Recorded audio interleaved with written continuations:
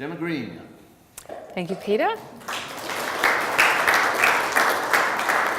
Good afternoon. I'd like to acknowledge the traditional landowners, the Whadjuk Noongar people, and pay my respects to their elders, past and present. For those of you that think that the blockchain is something that belongs in a toolbox in a shed, I will start with a simplified explanation of the concept. So where the internet revolution has up until now given us lots of ways of sharing information and distributing that information in a more controlled way, controlling the distribution of that information and authenticating it has proved quite elusive. In particular, if you want to ensure that there's just one true copy of something that everyone can pass around and no one can alter, that up until now hasn't been possible. It's important that when I give you a $1 bill or a $5 bill or a concert ticket, that you know that is a real version of it, and that someone hasn't made a copy of it. So when you go to the concert and get that ticket swiped, that it actually works and lets you in to see the Adele concert. So, but with the advent of the blockchain, we have finally figured out how to make sure that there's actually a single version of information amongst peers, and just as important, that no one in the group can alter or duplicate the information without group authorization or prevent a phony timestamp by a malicious user.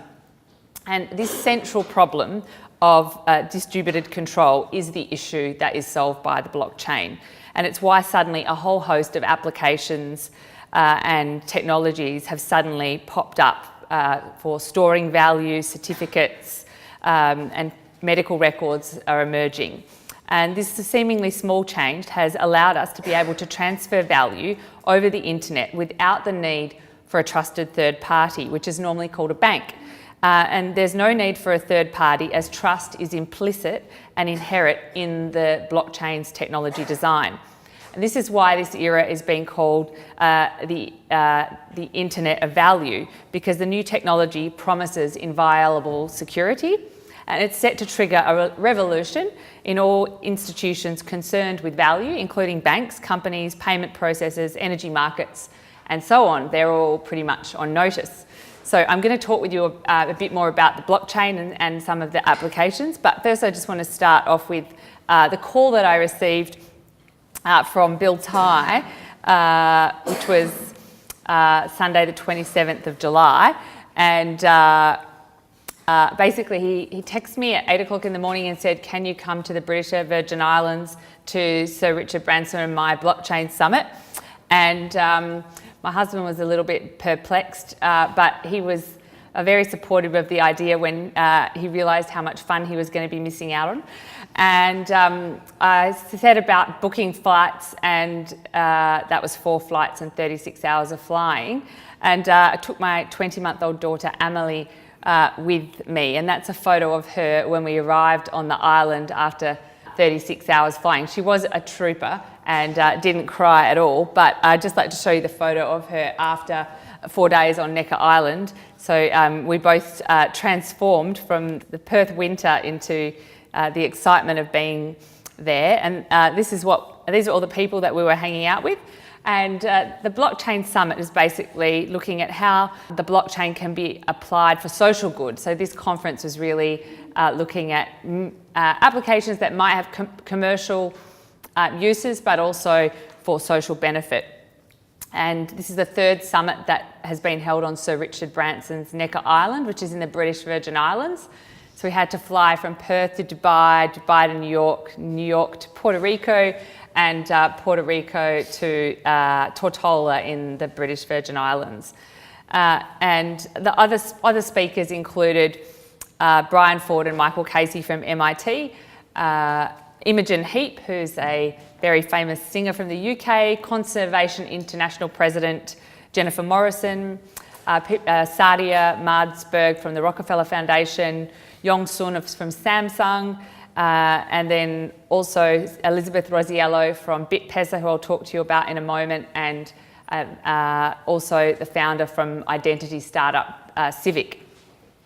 So it's quite a number of people doing things in the blockchain from a very diverse landscape of sectors.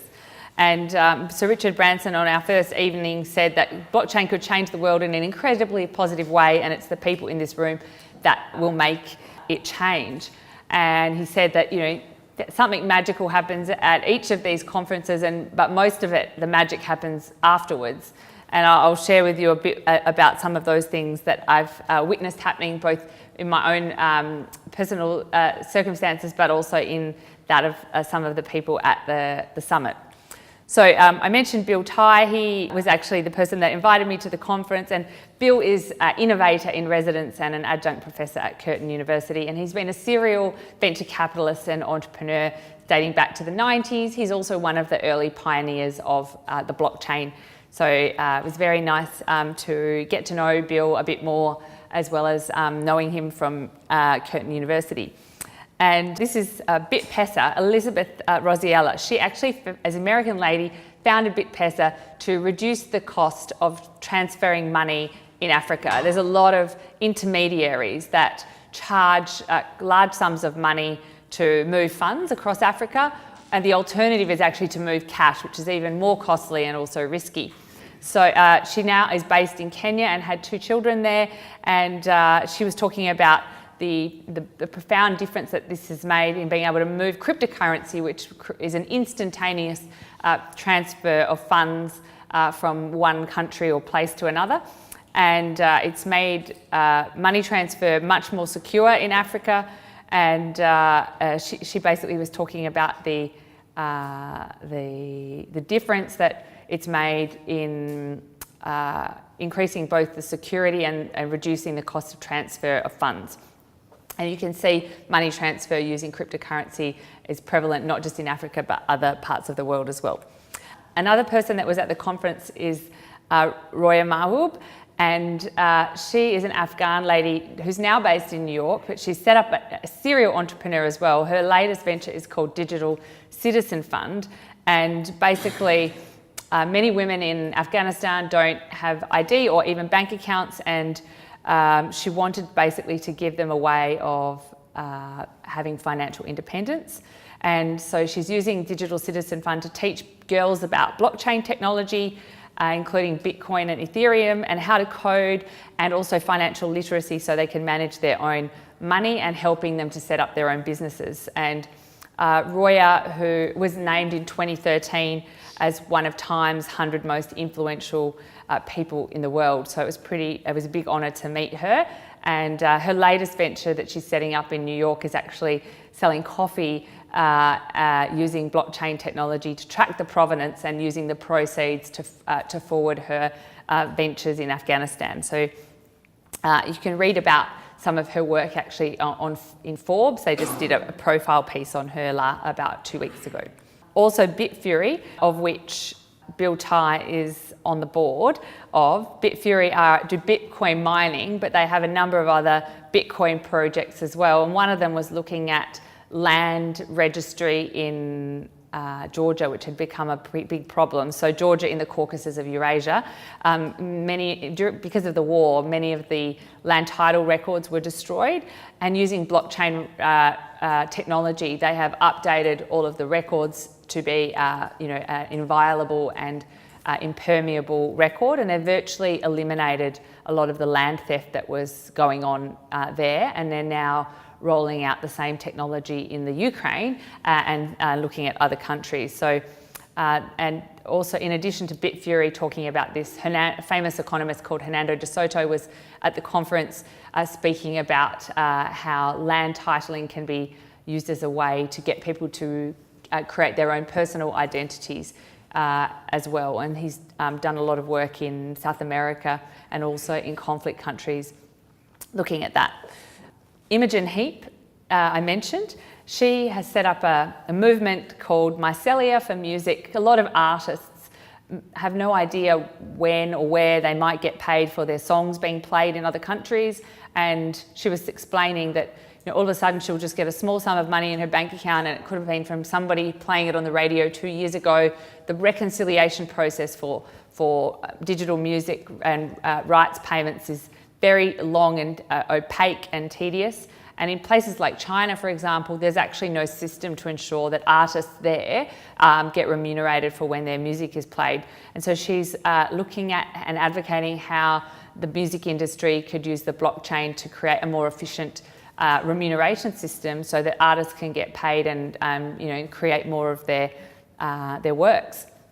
Then the next thing that I thought might interest you to know about is a West Australian lady called Paula Taylor, and she has set up what's called the WA Ocean Foundation, and a term that she's called a Mission Blue hotspot, and the first one is in Western Australia on the Abrolhos Island. She announced it at NECA, and basically using blockchain technology and tokens, they're developing a biodiversity app using the blockchain for the data collection and recognition of species in the region, and there'll be broader use of the technology for collection of data for research purposes. So the Abrolhos Islands is the first hotspot, and there are others that they will be announcing soon along with the deployment of their app. And then just on that, Paula Taylor is the Executive Director for AusApp Awards and West Tech Fest, which is an annual summit that happens in Perth in December, and it will go from the 4th to the 10th of December. And this year they're hosting a one-day addition to the conference on the blockchain, and it's called Unblocked, Blockchain and Crypto's Role in Shaping the Future. If you go to ausapp.com.au, you can register your email to find out more about that conference. And so this is actually what the summit looked like. We had morning sessions that went from sort of 8:30 in the morning till lunchtime, then we had a few hours off in the afternoon, and then more conference from say 5:30 to 8:30, followed by dinner. And so this was actually day one, talking about the blockchain in government and finance.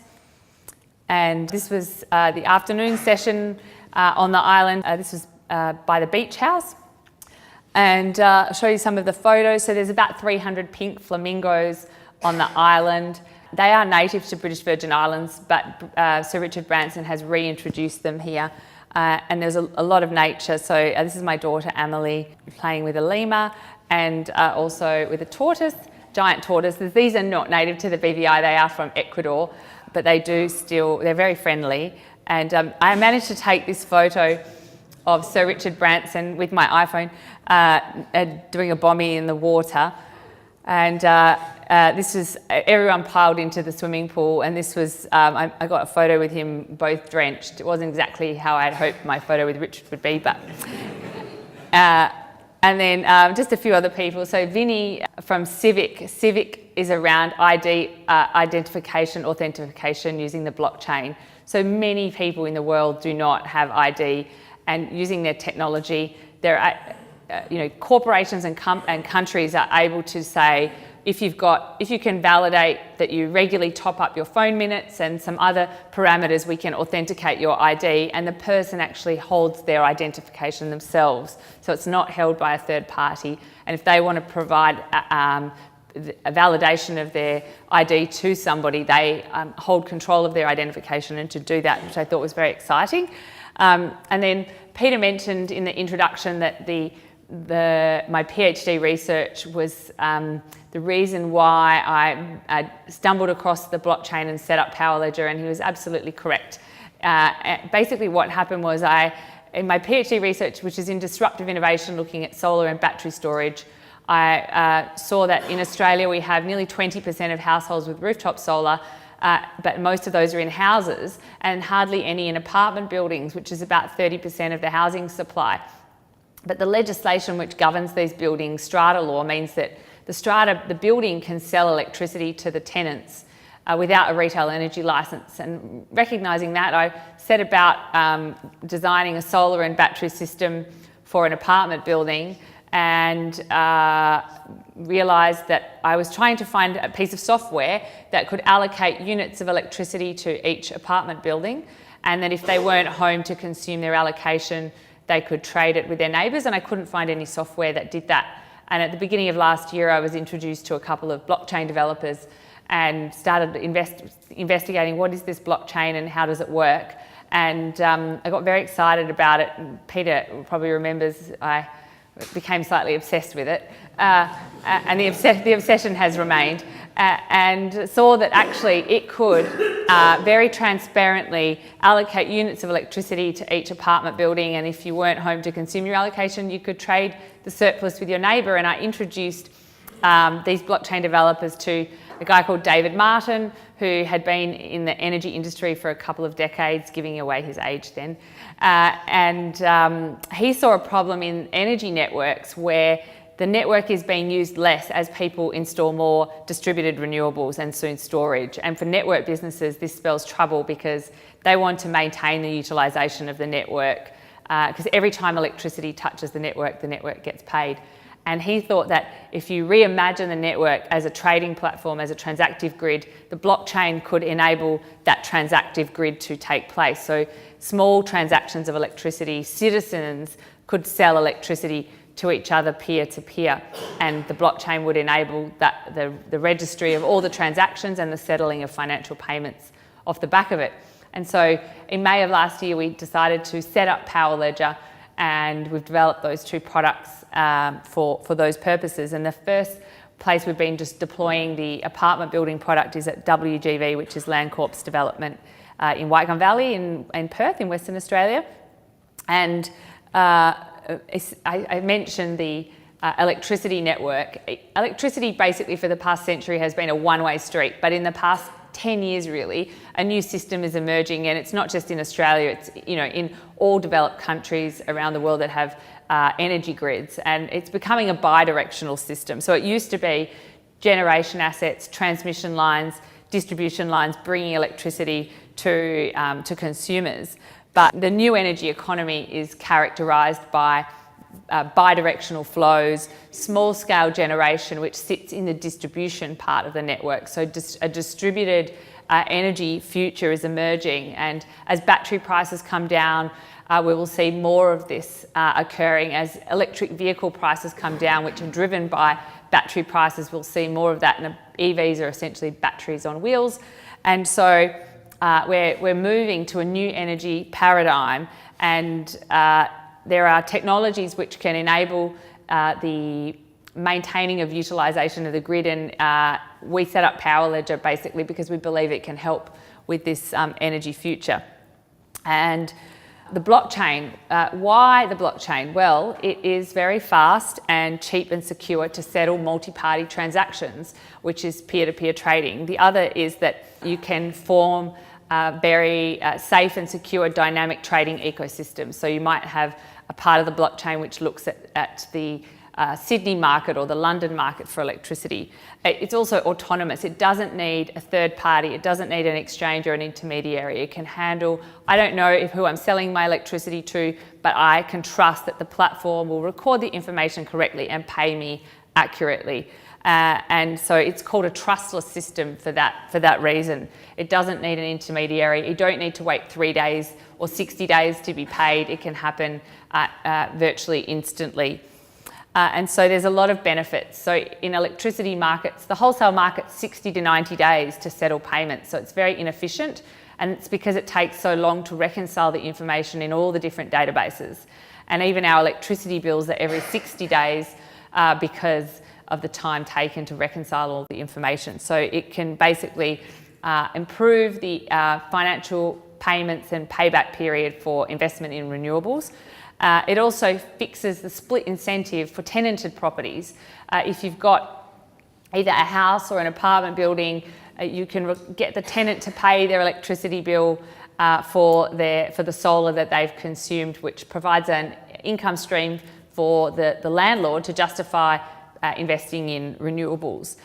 It can increase the utilisation of the grid, as I mentioned, and therefore its relevance, because the last thing we want is lots of people peeling off the grid, and the people left using the grid are the ones that can afford it the least.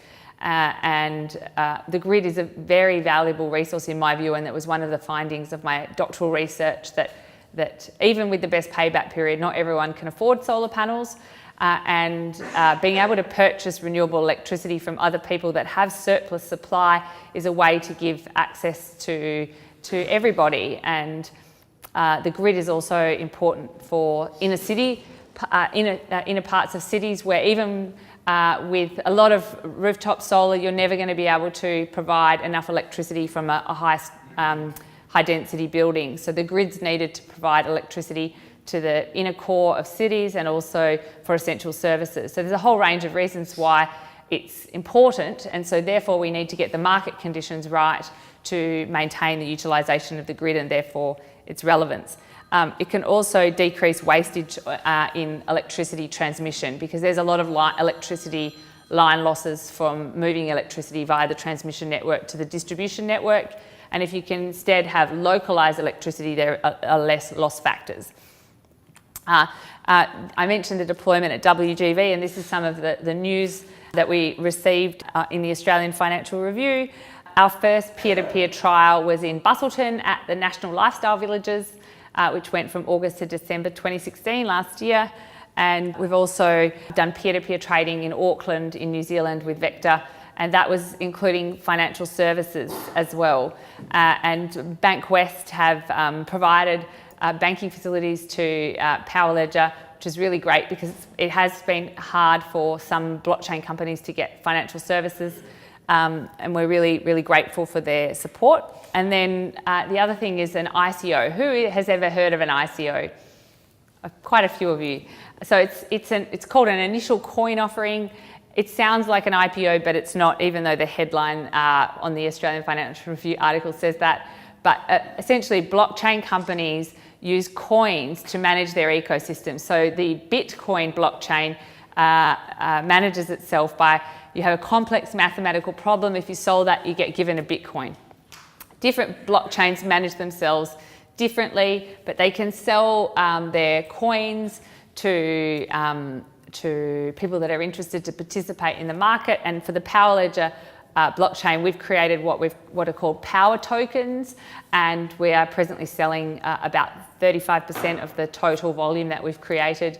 And the power tokens will be used by utilities on the system to onboard users and get people to trade electricity in tokenized format, which is what we're calling Sparks, a tokenized unit of electricity. So we're doing the first ICO in the Australian market, and we'll be launching that this coming Sunday. So it's quite exciting. Now, I mentioned my talk is about the Philosopher's Stone, and when I read about graphite, actually, the Nobel laureate who discovered many of the properties about graphite said that he thought that it was like the Philosopher's Stone and it had seemingly endless properties. And blockchain has a similar feeling. After visiting Sir Richard Branson's island and hearing about the many different applications in sectors, you can start to see why it could have a very profound impact on humanity. Everything from tracking the provenance of diamonds and making sure that you're not purchasing conflict minerals or blood diamonds, to making sure that financial services are being delivered without gouging consumers, to how do we solve some of the problems with our electricity to get low cost and low carbon power. So there are so many different applications, and it's only the very early days, but I think that it's safe to say that that we haven't seen anything yet, and hopefully the blockchain will restore some trust through transparency to our institutions. So on that note, I'll take questions. Thank you.